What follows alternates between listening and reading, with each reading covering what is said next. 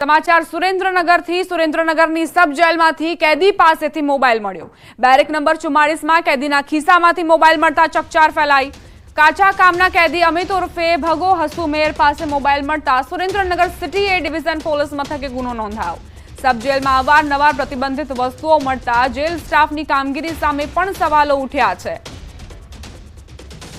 Jail स्टाफनी कामगीरी खरेखर हवे सवालोना घेरामां એટલા માટે આવી છે કારણ કે વારંવારની ઘટના છે। વારંવાર કેદી પાસેથી મોબાઈલ મળવાનો સિલસિલો યથાવત જોવા મળી રહ્યો છે।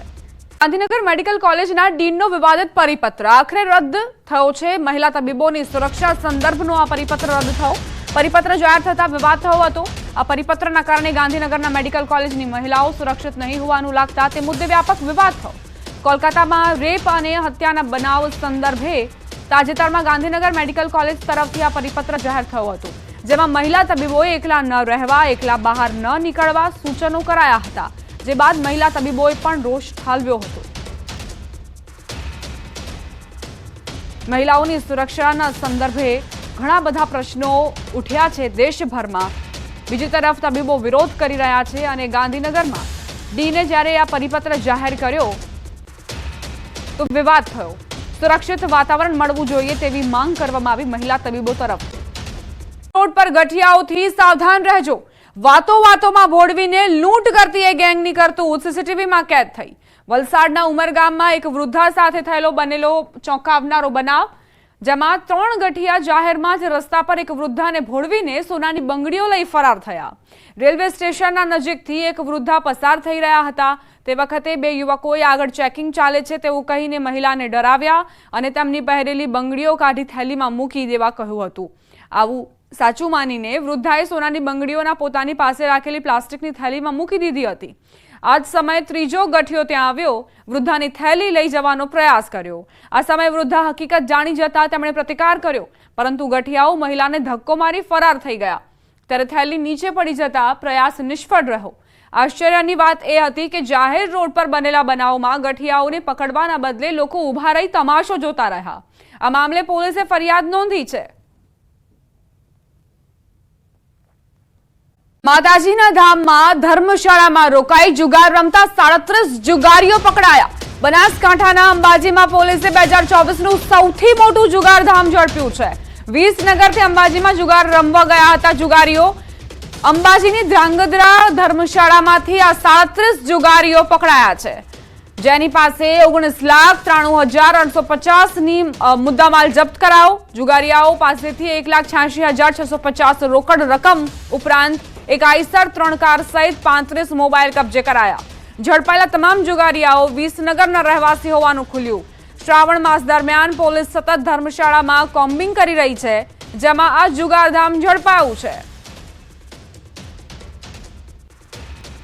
38 माणसों अने 19,93,000 नो मुद्दामाल, जेमां रोकड़ 1,86,000 अने 37 मोबाइल तेमज एक आईसर ट्रक, एक वेगनार गाड़ी, बीजी क्रेटा अने एक अमेज गाड़ी एम एम अने 37 मोबाइल एम टोटल 1,93,000 नो मुद्दामाल जप्त करेल अने आरोपीओने अटक करी अने कायदेसरनी कार्यवाही करवामां आवेल छे। राजकोटना उपलेटामां केंद्रीय मंत्री मनसुख मांडवियाए सर्वरोग निदान केम्पमां हाजरी आपी। शहरना मानसेवा ट्रस्ट और भाजपना संयुक्त उपक्रमे सर्वरोग निदान केम्प योजायो। आ निदान केम्पमां दीप प्रागट्य मनसुख मांडवियाए कर्युं। मानव सेवा ट्रस्ट छेल्ला 23 वर्षथी दर महीनाना त्रीजा रविवारे सर्वरोग निदान केम्प योजे छे। आ प्रसंगे विविध समाजना संस्थाओना आगेवानो, होद्देदारो अने पार्टीना कार्यकरो हाजर रह्या हता।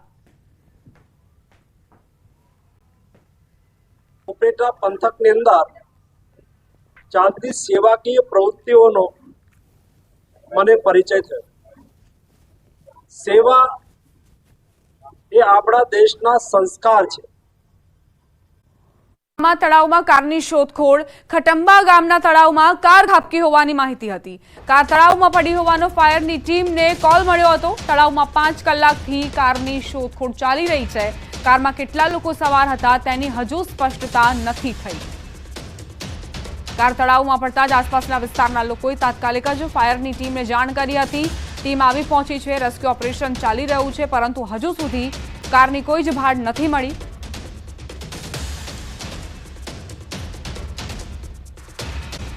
ગુજરાતમાં નકલી ખાદ્ય ચીજ વસ્તુઓથી લઈ અધિકારીઓ બધું જ નકલી તમે જોઈ લીધું હશે, જે બાદ હવે ગુલ્લીબાજ શિક્ષકોની મોસમ પણ ખીલી છે।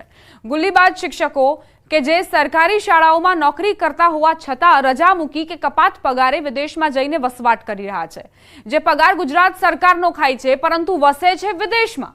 આવી જ વધુ એક ઘટના નર્મદા જિલ્લાના તિલકવાડા તાલુકાના બંદરપુરા ગામથી સામે આવી, જ્યાં પ્રાથમિક શાળાના એક શિક્ષિકા છેલ્લા 2 વર્ષથી વધુ સમયથી રજા પર ઉતરી અને અમેરિકા જતા રહ્યા છે। ન્યૂઝ 18 ગુજરાતીના રિયાલિટી ચેકમાં નીલેશ્વરી પટેલ નામની શિક્ષિકા 13 જૂન 2022થી કપાત પગાર પર રજા પર ઉતરી જઈ વિદેશમાં રહેતા હોવાનું સામે આવ્યું। અમે જ્યારે શિક્ષકોનું હાજરી પત્રક તપાસ્યું ત્યારે ખબર પડી કે યુએસએમાં જવાના કારણે કપાત પગાર પર આ શિક્ષિકા જતા રહ્યા છે। જો કે વાત એ છે કે ડીપીઓ સાથેની વાતચીતમાં જાણ થઈ કે મેડમે તો રજા જ નહોતી લીધી, જેના કારણે બાળકોના અભ્યાસ પર અસર પડી રહી છે।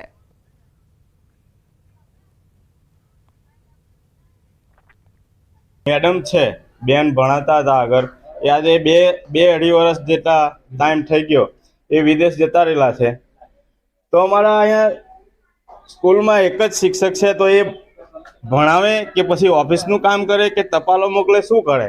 તો અમારા વિદ્યાર્થીઓ પર જે ભણવા આવે છે 43 વિદ્યાર્થી, એમને બહુ મોટી અસર પડે છે। શિક્ષકો હોય જે વિદેશમાં હોય અથવા તો અન્ય જગ્યાએ પણ નોકરી કરતા હોય ને શિક્ષકની પણ નોકરી કરીને પગાર લેતા હોય, તો સરકાર આના માટે બિલકુલ કટિબદ્ધ છે। આની સાથે સરકાર તપાસ કરી રહી છે। મેં પણ માહિતી જે મેળવી તે પ્રકારે આવા લોકો આવા શિક્ષકોની સામે કોઈ પણ પ્રકારનું બાંધછોડ નહીં કરે।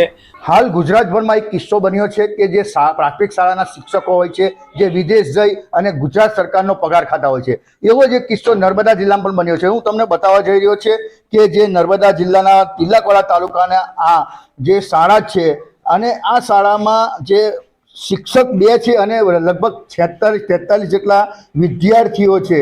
આ બંદરપુરા આની શાળામાં 2 વિદ્યાર્થીઓ, 2 જે શિક્ષકો છે, જેમાં એક જે શિક્ષિકા છે જે બેન 2.5 વર્ષથી વિદેશ જતા રહ્યા છે અને જેનું મહેકમ પણ અહીં બોલે છે। આ બાળકોને શિક્ષણ તો આપવામાં આવે છે, પરંતુ જે એક જ શિક્ષક હોવાને કારણે શાળાનું જે ભણતર છે એ ભણતર બગડી રહ્યું છે। ત્યારે આપણી સાથે ખાસ વાત કરીએ તો જે શિક્ષક ભણાવે છે તેમની સાથે વાત કરીએ। સાહેબ, આ જે શિક્ષિકા છે એ શિક્ષિકા કેટલા વખતથી અહીં ગાડી નથી, એમનો પગાર કઈ રીતે આપવામાં આવે છે, અને આ બેન કેટલા વખતથી નથી? શાળામાં છે ને તે નીલેશ્વરીબેન દેવાભાઈ પટેલ જે 2 વર્ષ ને 2 મહિનાથી ગેરહાજર છે। હવે સરકારના નિયમ અનુસાર પગાર ચૂકવવામાં આવતો નથી। ખાસ વાત કરીએ તો ભણતર કઈ રીતે છોકરાઓનું થઈ રહ્યું છે?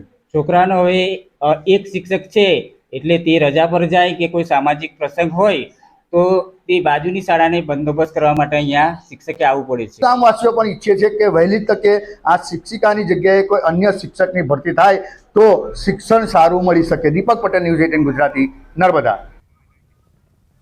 તો કઈ રીતે ગુલ્લીબાજ શિક્ષકો બેફામ બન્યા છે તેનો પુરાવો આપતી આ ઘટના, જ્યાં નર્મદાની આ શાળામાંથી જે શિક્ષિકા છે તે કપાત પગાર પર યુએસએ જતા રહ્યા છે।